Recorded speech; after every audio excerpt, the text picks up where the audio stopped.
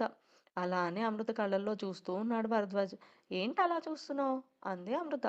"అది కాదు, ఎప్పుడు నాతో ఏదో గొడవ పడుతూ ఉంటావు కదా! నా ప్రెజెన్స్ నీకు అస్సలు నచ్చదేమో అనుకునేవాడిని ఎప్పుడు.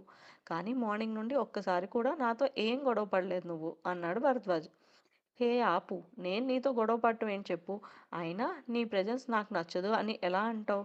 I like you. I mean మన బ్యాచ్‌లో అందరూ నాకు చాలా చాలా చాలా ఇష్టం.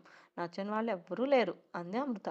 "అదే కదా నీ స్పెషాలిటీ. నీకు నచ్చని వాళ్ళు ఎవరు ఉండరు" అన్నాడు భరద్వాజ్. "అమ్మో! ఇవాళ వర్షం పడుతుందేమో" అంది అమృత. భరద్వాజ్ ఒకసారి పైకి చూసి, "ఎందుకు? స్కై క్లియర్‌గానే ఉందిగా.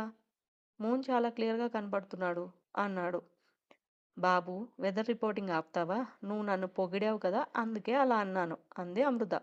"ఓహ్! జోకా అది? ముందే చెప్పాలి కదా నవ్వేవాడిని" అన్నాడు భరద్వాజ్. అమృత తల కొట్టుకుంటూ, "మొదలెట్టావా?"